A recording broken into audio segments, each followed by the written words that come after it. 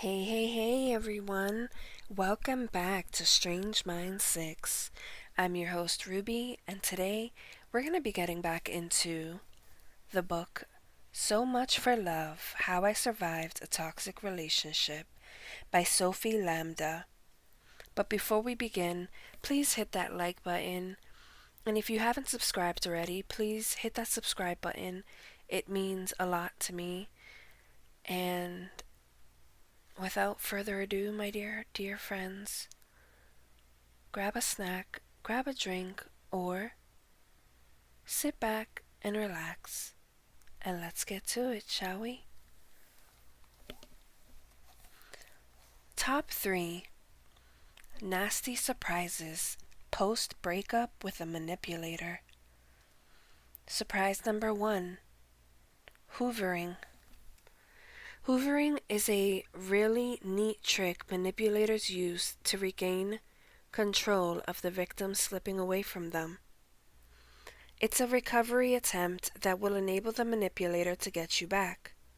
Surprise gift at home, declaration of love, just needs to talk, message of apology, threatens suicide, hospitalization, fake accident, outlandish accusations. Our innocent bunny-like mind tends to see those as follows. Surprise gift, apology message, declaration of love, needs to talk. He means me no harm.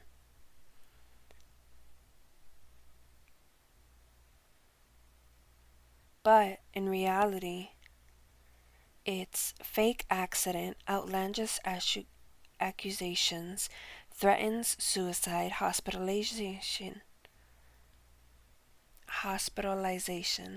Sorry about that. He means to hurt me. The truth. He doesn't give a shit.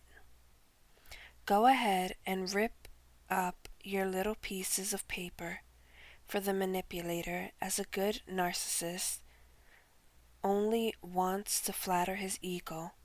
Hoovering or hovering, whether positive or negative, only helps him fill in immediate need once again. The other person is a tool.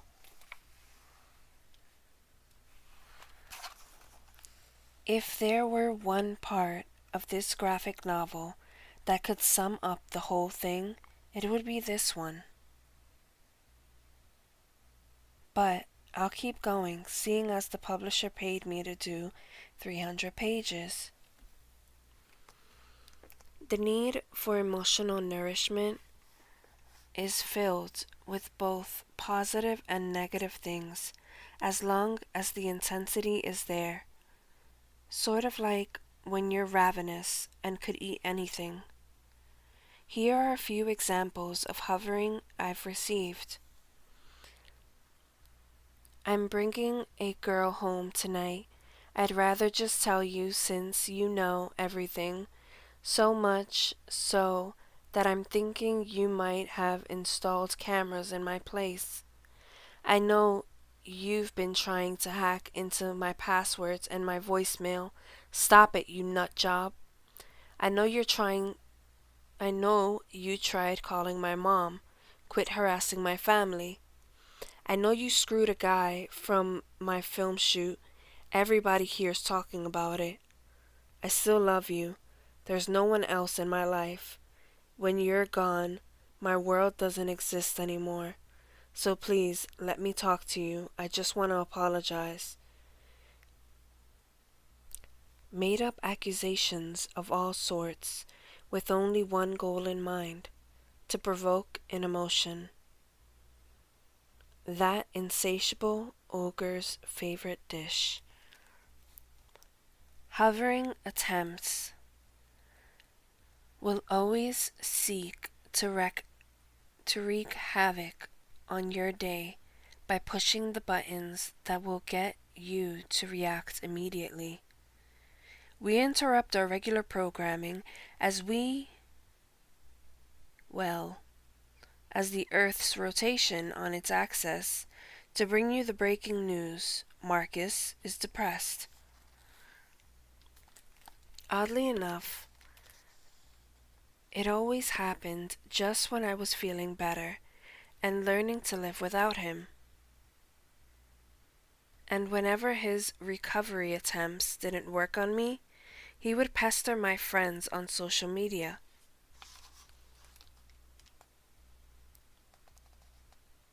Hey, Manu, I don't want to bother you, but I'd like to return her things.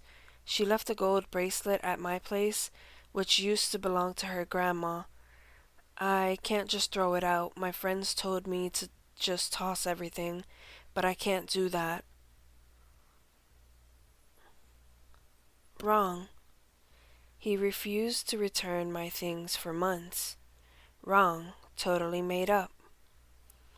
She doesn't know anyone in Paris, so how do I get her back?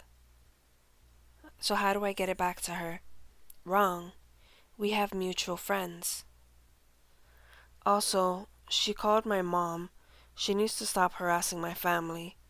Violin music. He would make up touching stories that made him look like a good Samaritan, a fundamental part of the victimization game, which would force my friends to tell me about it, thereby creating an indirect connection with me, which brings us to surprise number 2. The snake. The second surprise, which isn't really a surprise, is like the forked tongue that lurks within every manipulator. Generally speaking, manipulators are liars. They trash everyone, even their own family. But when their victim escapes, they can take things to a whole other level. My reputation, as Marcus is burning it. Vicious as a starving poodle, evil as the plague, devious as a politician, the manipulator will embark on a veritable mission to destroy your reputation. Typically, victims don't know what's being said behind their backs. They just suffer the consequences. But for me, it happened differently. From Maeve. Hi, I don't know if you'll get this message or not. I think we both got the same punch in the gut from the same person. Maybe it would help to talk about it. You seem to have moved on, but it's more recent for me, and I'm still having a hard time. I'm sure you would have useful information for me, but it is too hard for you to talk about it. But if it's too hard for you to talk about it, or if you don't want to share with me, I'll understand. Marcus's girlfriend. By then, it had been 11 months since I'd left Marcus. While I was still on the painful path to recovery, he had taken the time to practice skeet shooting on someone else. I answered her without a second hesitation. Even though some people told me not to, I couldn't help thinking about if she was going through the same thing I did. She was probably in a similar situation, and that she wasn't the one who was nuts. Hating another chick because you both screwed the same guy is a choice. It's not required. Where would I be today if Louise had felt that way? We girls gotta stick together.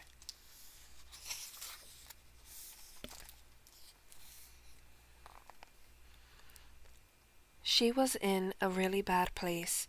She said she felt empty, lost, and naked. That vaguely reminds me someone, but who? I felt like I'm not going to get over this. I don't know if my brain can take it. Going from dream to nightmare like that? The same fucking story. And just like with Louise, of course, he made me out to be a whack job.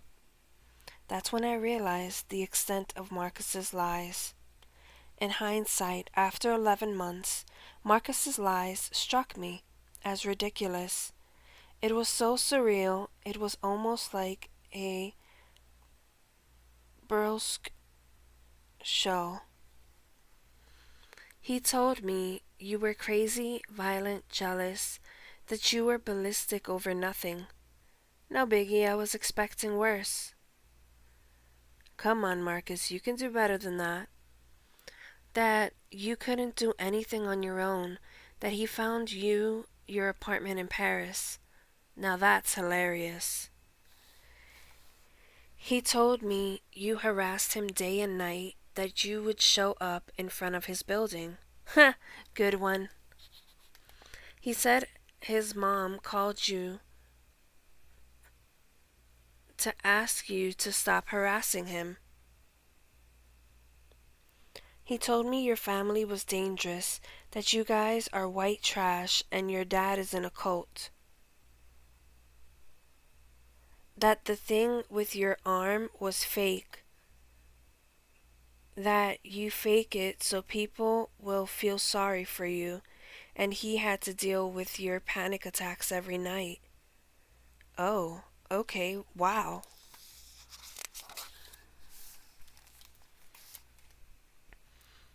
You have to admit, the guy certainly has a talent for science fiction.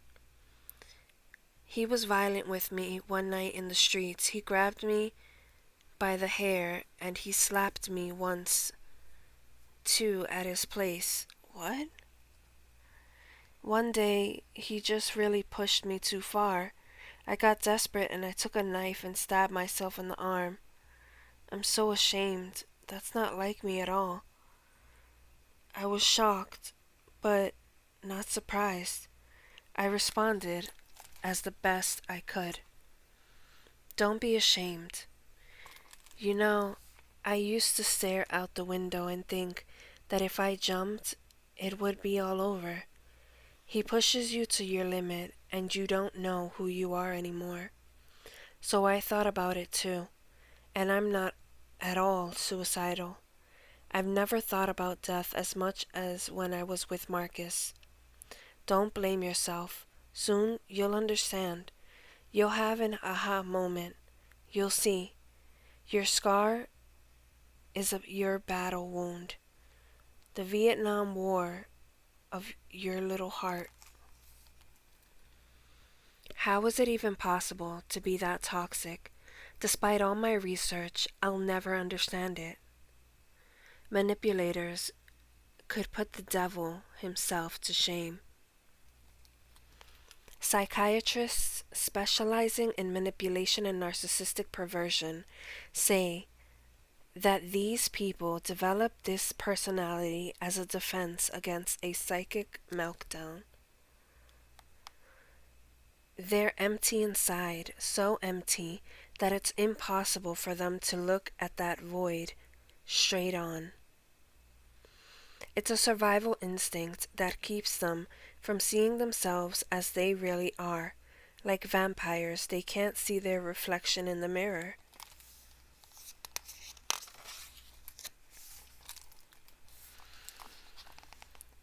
Manipulators are very good at putting on their little show, and they're all excellent actors.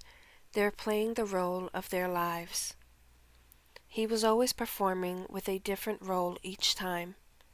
He was the king of superficial relationships, the anti-hero everybody loved, more endearing than Puss in Boots in Shrek.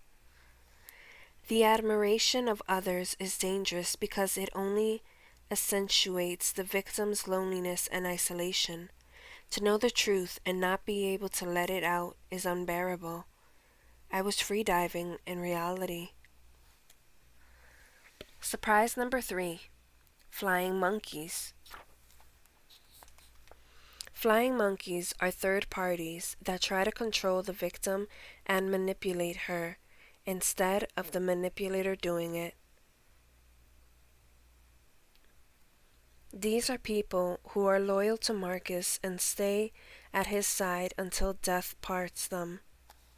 Sort of the Antichrist's minions, completely unaware of the damage they're causing. Flying monkeys are the most manipulated in the entire game.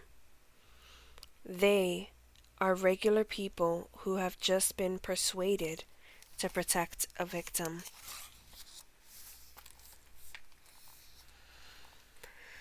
They are friends and loved ones, in Marcus's case, also groupies and distant acquaintances whom he convinced they had a special relationship with him.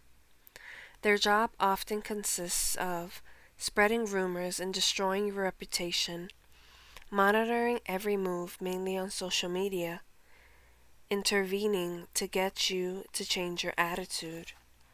Unsurprisingly, I was treated to all of the above. Marcus did everything in his power to paint me as the cliched, crazy ex-girlfriend who wouldn't stop harassing him. Those little monkeys are fun and all, but not to be a teacher's pet. How about some examples? When I started making some progress on my road to recovery, I wanted to share my experiences via drawings on my social media comics account. Here's what I posted. The Survivor. I drew this picture when I started to feel healed. Healed is a big word. That, let's just say, I was starting to feel a little bit alive, and life had flavor again. This story almost got me. It's like I came back from the dead. But it's cute to post funny drawings, but sometimes hidden behind the curtains is a dark, moist, bug-swarming place. It's real, and we should talk about it too. Being sparkly and happy every day is a fight against darkness.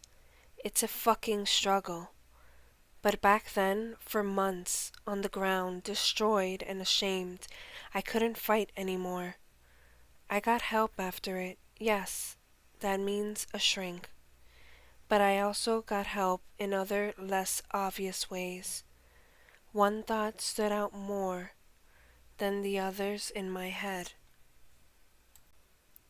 When you have known this kind of person once, you don't get fooled again. You smell them from miles away, like a shark with blood. So yeah, I will do something with this drawing someday. This story needs to be told. I wanted to wait until I was healed, until my stomach was no longer aching.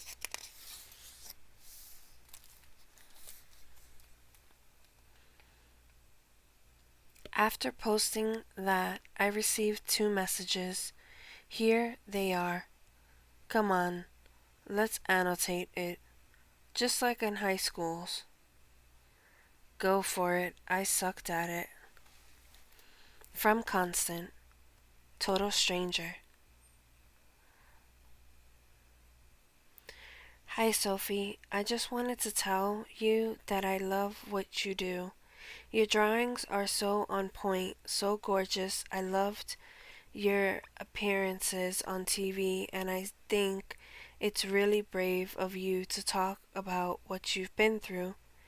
You have amazing insight, and I admire your ability to express it. Excellent mastery of flattering language, A+. This is what's called buttering someone up. Be more specific.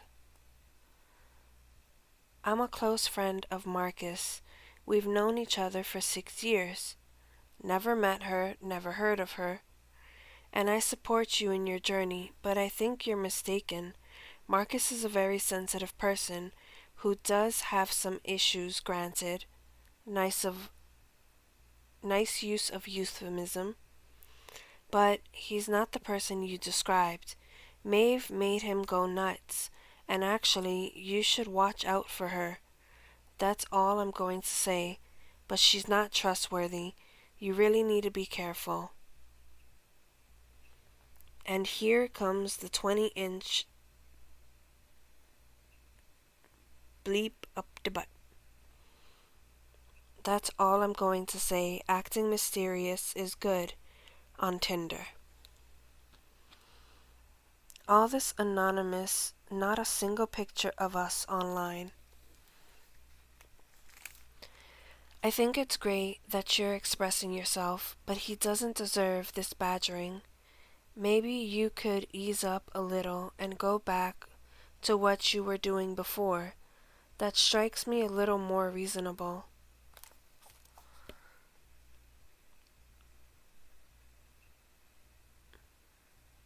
Cordial greeting that does not precede an invitation to play miniature golf. From Marcus. Hi, this has gone too far. We already talked about this, but I'm human, not the person you're describing. I get tons of hate messages. I tried to start over, but now, after nearly a year, I find out that the torrent is still raging. It's outrageous, preposterous, and injurious. I'm asking you to give me 20 minutes over a cup of coffee, with a third party if you prefer, because I can't keep living with this hateful and inaccurate version. You have me. I don't think this hatred you feel is doing your looks any favors. Personally, I am done with letting hatred destroy me. If you're feeling better, good, but I don't deserve this disgusting public lynching in the media that has erased any remaining fond memories I had of you. I insist that we meet, or at least that you take down your horrible words. You seek my total destruction. I just can't believe this. I can't take this lying down. I can't even find the words for this. Certain marks? Master Yoda, cite your sources, we said. Source. Act 1, Scene 3. All afflicts and harms and conspires to harm me. Be specific. In conclusion, impeccable spelling, good mastery of literary devices. The form, however, needs to be revised and the content is total crap. You need more self-confidence. Don't give up. Marcus realized that Maeve and I had been in touch, and he was sending me a messenger pigeon so that I would doubt her and be wary of her. The best solution when dealing with flying monkeys? Block. Don't answer. Ignore everything. They go away. Interesting. So that's what you did? Almost. You don't say. Okay, fine. I responded to Constance. Uh-huh. What did you say? Okay, well, I was a little aggressive. A little aggressive? Yeah. Well, I told her she could screw herself in the ass. And I called her a fucking bitch. Nice. Way to go. And you're lecturing your readers? Yeah, well, I'm sharing what I learned. I never said I was a role model. I'm doing my best, man. Well, I certainly hope so. As for Marcus's messages, I never replied. That's the last message I ever read of his. I blocked him on every means of communication I could. Whenever he managed to get a message through, this is how it went. It's Marcus. On it. Message erased. I developed an amazing technique to erase anything without seeing it whenever I got a message while I was alone. By squinting my eyes really hard, my vision became blurry enough to not make out the words, but clearly enough to ID the erase button. Smart or crazy? Hard to say.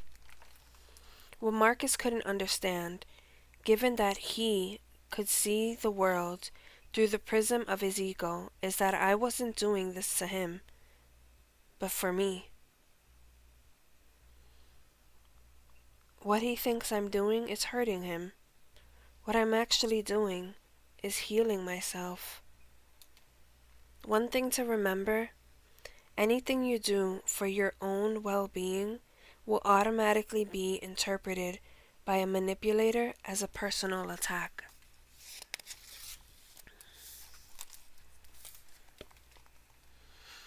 The good news is that there are a few ways to avoid these attempts at throwing you off balance. Avoidance technique. Half. 1 out of 2. No contact. Fly, you fools. No contact, really? Your advice is to simply burn your bridges. I bet I could have found that in a how-to article in Cosmopolitan circa 1997. So there's that, but there's more. A manipulator's presence, see, is like a tentacle even after the breakup. And since the odds of him changing are nil, running is the best solution.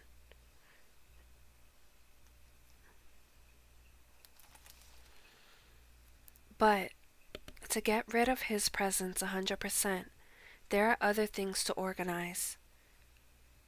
I created an Instagram account in my name. This way you can spy on Marcus and he'll never know it's you. At Hot Chocolate? Seriously? Wrong answer. No contact mode means not just erasing any trace of Marcus from your life, but also, and more important, from your head. It's not pretending to not give a shit about him to hurt him. No, it means actual detox. So, what do? I take it a cucumber kiwi smoothie ain't gonna cut it? Indeed, it won't. Going into no contact mode means avoid run-ins, phone calls, messages or texts, social media, as well as no fake accounts to spy on him, which is what he does. Not using friends as spies who reports his every move back to you. Asking your social circle not to talk to him when you're there. You can have a smoothie if it helps. Careful. No contact mode is not a punishment designed to make someone come back to you. It's emotional detox that is purely designed to find peace. The inner peace of yours. It ain't some ring you lost on the beach. You never find it in the exact same spot you left it.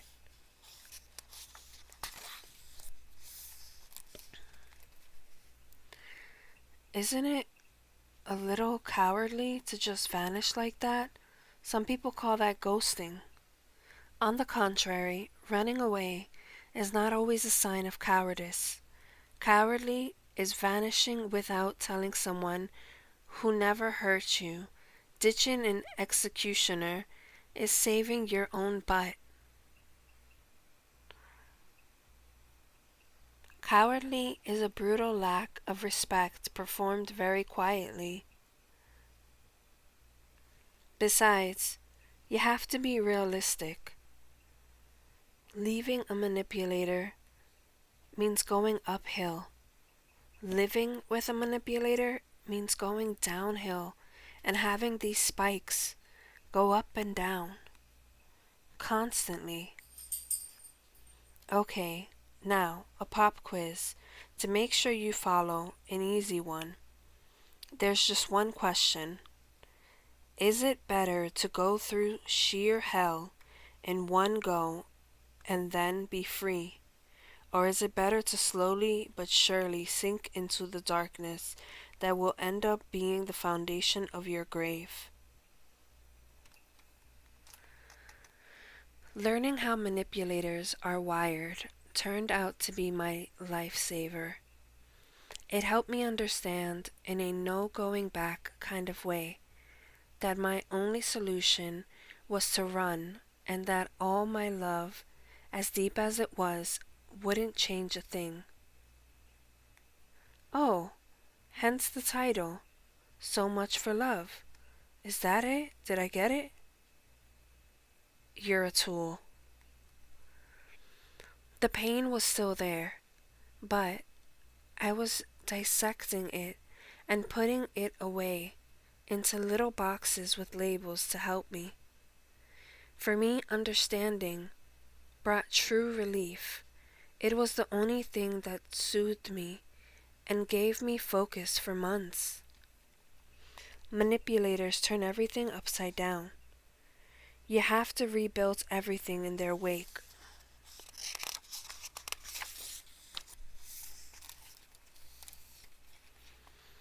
Okay, but if the dude wants to see you just once in a public place to have one conversation, it's not the end of the world, is it? Well, if in a moment of weakness you cave, it might as well be in a public place, sure, but it's best to refuse, really. Why?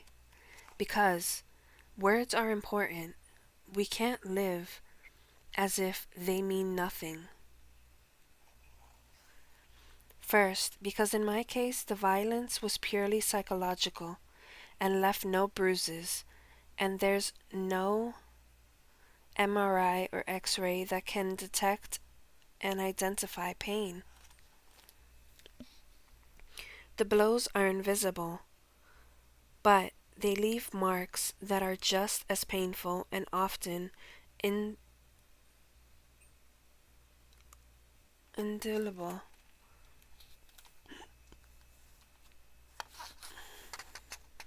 Words are the uppercuts of the soul.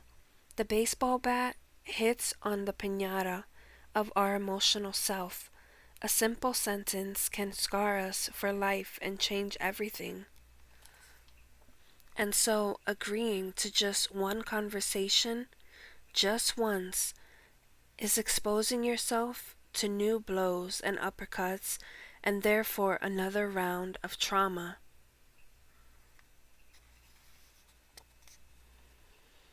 Easy for you to say, but I have a distant cousin who married a manipulator and they have cubs. So what does she do? Ditch her litter in a parking lot in August?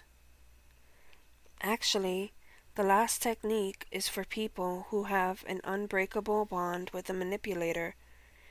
When the person is a colleague, family member, or co-parent, or when, for whatever reason, divorce and cutting ties is unfortunately not an option. Avoidance technique 2 out of 2. The jellyfish on Xanax. Check it out, Christine is stoned again. Let's take the great white. He is drawn to blood. It's not a strategy, it's a state of being. It's his nature. He can smell one drop of blood in 4 million liters of water. A manipulator is the same way. Your emotions are, to a manipulator, what blood is to a shark. Each one of them, whether positive, negative, weak, strong, thrilling, depressing, is a drop of blood that promises emotional nourishment, and they are very, very hungry.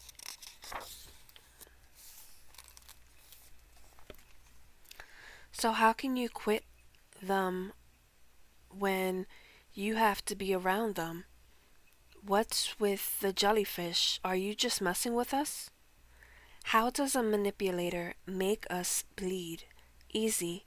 The manipulator has 4 levers: victimization, intimidation, seduction, guilt trip. As long as you fall for those levers, you'll be the nice and juicy baby seal that the shark gets to eat.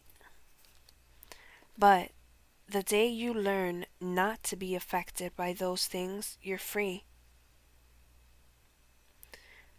The plump little baby seal now becomes a jellyfish, light and transparent. The jellyfish doesn't have a bloodstream or vocal cords. It's there, but it's invisible. The idea is to act like a jellyfish with your shark. He looks for precious blood, his emotional nourishment.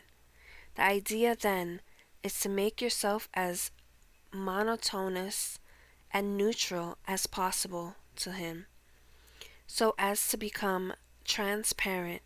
You're there, but the radar doesn't detect you. You're not bleeding. No loss of blood. How are you? Fine. How's things with your new boyfriend? Good. They still think you're a respectable woman? Yep. I thought about you last night while I banged a redhead. Cool. This means keeping facial expressions and body language as neutral as possible. Before, shaking and scared. After, blank face and not caring. The temptation to argue with this bloodthirsty beast who knows how to push your buttons is strong, but you have to cut his food supply off. It's sort of like you disconnect your cerebral monitor. He'll think you're dead, but you're just pretending to be asleep. Clever. You're on your own when it comes to stitching up your wounds. It's very hard, and you have to hang in there. Yes, it's very, very hard, obviously. It's a battle. Remember the gaps? He can't be given access to them. Otherwise, he'll slip right back in there, like a fungal infection under a fingernail. You are an invisible warrior. And don't beat yourself up if at first you don't succeed. It takes practice, and you'll eventually get it. Be nice to your inner baby seal. He's been clubbed enough as it is. Know this as well. It's easier to do once you stop trying to understand him. With the manipulator, you can never understand or win. The harder you try, the more you get tangled up in the web. Or in this case, in the net. One of the biggest challenges for me as someone who needs to understand and analyze was to stop trying to make sense of his behavior. But that's the only way to break free, even if you get help. A few months after the breakup, when I was still depressed but learning to master the avoidance strategy, I was finally starting to feel a little bit better. And then this happened.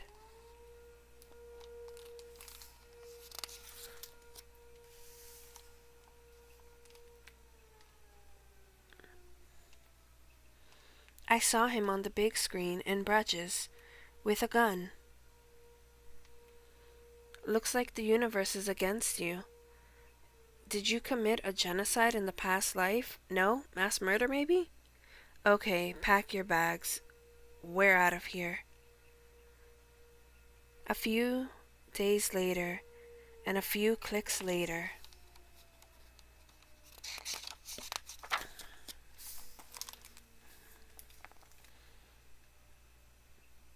click terre linguae Italy. So there you have it. That's how we ended up here. Italy was a breath of fresh air. I could have gone anywhere, and it would have helped. It was the break I needed. I stayed for a month by myself. However, one question kept nagging me. Why me? Yes, I met a really nasty person. Yes, it was just my luck, but out of the countless girls Marcus was always banging, why did he pick me? Hypersensitive people are manipulators' favorite victims. They feel emotions more intensely. The imposter syndrome, empathetic to the extreme, misunderstood, offbeat, scared of conflict, wounded by criticism, feel guilty easily, rebellious, always worried, prone to doubt, fear to abandonment, vulnerable and self-critical, in search of authenticity at all costs, think too much, give too much, love too much. And the Oscar for Perfect Victim goes to Sophie Lambda for the amazing part she played in her own downfall. What a surprise! I wasn't expecting this at all. I'm so touched. Once I understood that I was hypersensitive, all the pieces of the puzzle started to fall into place. The fact that I got caught in Marcus's net made sense, but it was painful to admit. As with all hypersensitive people, I had always felt different, and as a kid, I would have done anything to fit in, even as a teen. Clicking with a group seemed easy for others, but for me, it was always really hard. I've always been told I was weird. I've always tried to conform in order to fit in, to the point where I didn't know who I was and therefore never learned how to accept myself for who I was. An odd student. Sort of like a crocodile that ends up in a nest of sparrows. Over time, this creates an increasing, deeper narcissistic rift. Exactly like a manipulator. But where a manipulator tries to save his ego, I was unconsciously trying to save everyone else by squashing my ego like raviolis in a can. The space I made for Marcus in my life was the space I had always refused to give myself.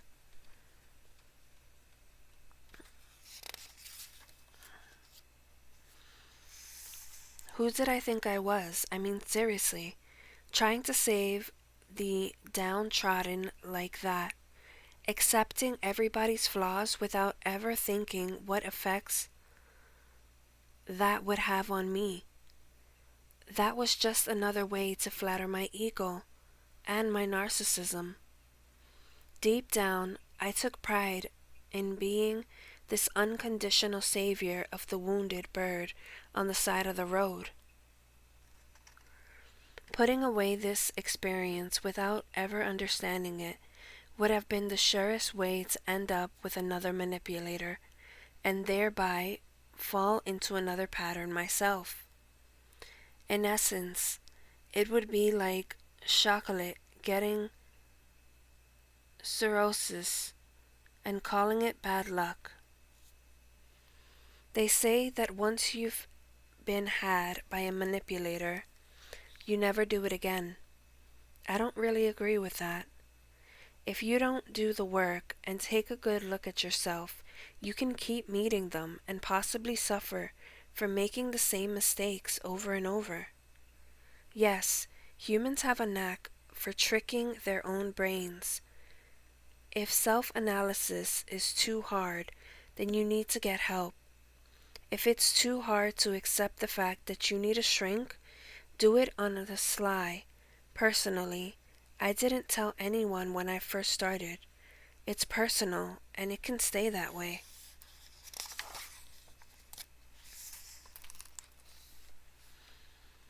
It takes a lot of courage to really look at yourself head on It can make you sick to your stomach.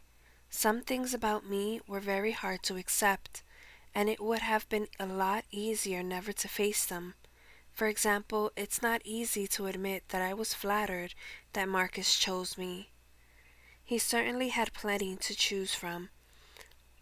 Parisian women, actresses, women that were hotter and more chic, but he chose me, the girl from the provinces who catches crawfish with her hands.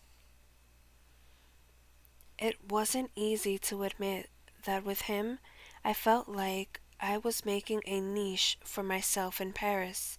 Dating an actor, even though he wasn't exactly a movie star, made me look cool. I was hiding my country bumpkin background and becoming part of the sophisticated big city. There had been warning signs from the start that I just pretended not to see. And to protect what? My glamorous, not quite relationship, barely? The images of the perfect artist creative couple in love that we projected to everyone? I can resent Marcus for hurting me, yes, but those hands over my eyes, those were mine. And was it also easy to admit that Marcus and I complemented each other in a way, and that I was therefore the perfect victim, and though unconsciously his accomplice? He didn't force his way into my life. I opened the door myself and offered him a seat in first class.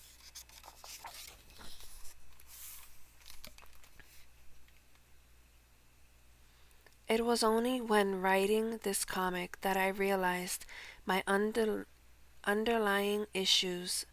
All my faults were there before I met him, and he had only taken advantage of them. I had to take back my place. In an ideal world, I'd be allowed to be strong with a soft heart without someone bouncing on it like a trampoline. But in the real world, if you bend over, there will always be some asshole to ride you like a freaking donkey. So I had to learn how to protect myself, to love myself, so that no more infections would slip under the fingernail of my insecurities. This, then, was the starting point. Every day I buckled down and learned to understand and love myself better. Me and my gaps. We took our time, after all. It was hell. It was a hell of a job. And there was no rush. I had to take my time, taking care of me meant knowing how to be with myself and stop with the easy and useless cop-outs, which would have become fake band-aids had I made them my way of life. Rushing into a new relationship, going out and getting hammered, finding comfort in the arms of anyone who says yes, calling up an ex, falling in love with the first guy who makes me laugh. It's important to confront what happened and not sweep everything under the rug. So you need to express it, but in a healthy way, in order to avoid repeating the self-destruction that got you there in the first place. Personally, I created a 300-page graphic novel and took a solo trip. I also started rollerblading, took improv classes, cooked, and read a lot. All things I did for me. It can be so many different things. The main thing is simply do something constructive that gets you out of the funk. Writing is something we can all do. Processing what happened is a great way to purge stuff If you're concerned, even indirectly, someone you know is going through the same things and it hurts you, buy yourself a pretty notebook and a nice pen and set aside some time to write. Nobody will read it, it's just for you. Theater, singing, horseback riding, dancing, chess club, anything, it can all work. It takes time, it's not magic. The only magic I believe in is that every time someone is honest with themselves and accepts who they really are, the world improves just a little bit. I remain convinced that Marcus took a part of me with him down into the abyss of his imaginary world. I'm not the same person since Marcus. I lost some innocence. I lost some faith in humanity. I lost my trust in others, which used to come so naturally to me. Marcus kills my inner child. Today, the biggest challenges are to stop always expecting the worst, to stop being wary of everyone, and to bring my inner child back to life. You know, that child who hasn't been hurt yet, who just wants to laugh, tell stories, and jump in puddles, or in my case, pick up rocks in rivers to look for crawfish.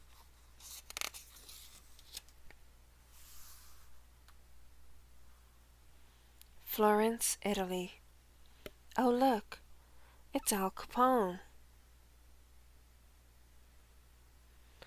And the little girl falls as Al Capone floats away. Ciao, Al Capone.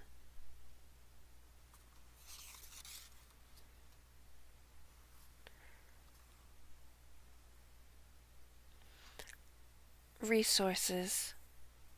Are you in an abusive relationship? Help is out there. United States National Domestic Violence Hotline, thehotline.org, 1-800-799-7233. Loveisrespect.org, 1-866-331-9474. Text Love Is to 22522. RAINN, Rape, Abuse, and Incest National Network, RAINN.org, 1-800-656-4675.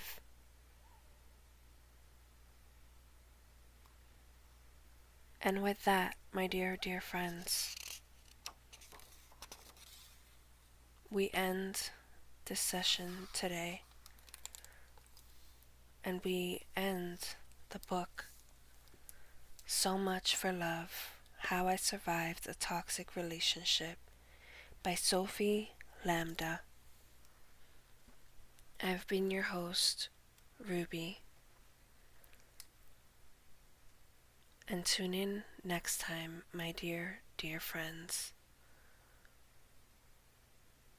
This is Ruby, signing off.